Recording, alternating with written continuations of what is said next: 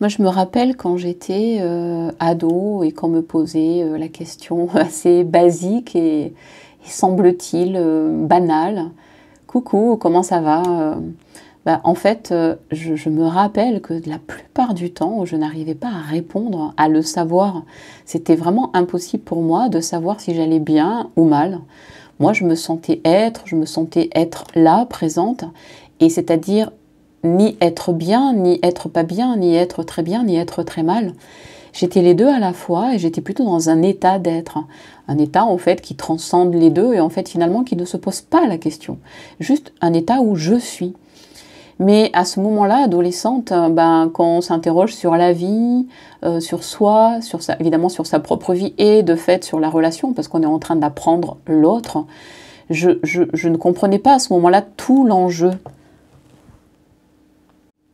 Tout l'enjeu d'une simple et unique question, si semble-t-il banale, qui en fait nous invitait à apprendre à être, à se connaître, et ou en répondant, en cherchant la réponse, à être sincère ou conventionnel, vrai ou formaté, ou clivé, ou bizarre, si on ne savait pas répondre. Et je me rappelle m'être vraiment sentie très très bizarre souvent. Les autres savaient répondre, voilà, après est-ce qu'ils répondaient vrai ou pas, c'était pas tant la question, mais ils répondaient.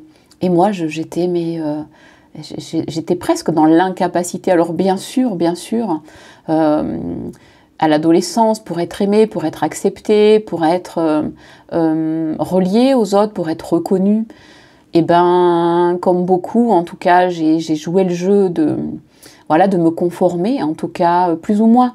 Mais je me disais que c'était être normal que de savoir ça.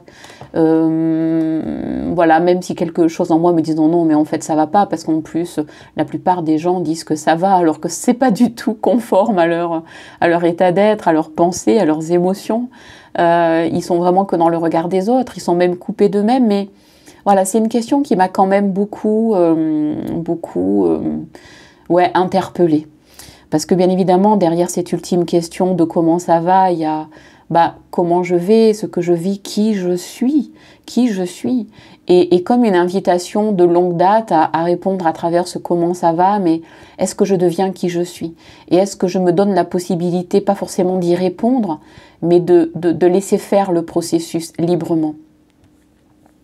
Alors depuis, moi, le comment ça va, le comment je vais, je l'utilise comme un déclencheur, un indicateur, qui va bien sûr au-delà du besoin de répondre, j'ai quitté ça, ou d'être ceci ou cela, mais je l'utilise en fait comme un levier pour gagner en liberté d'être qui je suis, dans ma totalité, et sans me limiter à être un aspect, ni forcément à aimer être ceci ou cela, mais à être les deux, et à vraiment juste m'approcher de ce je suis ce que je suis cela.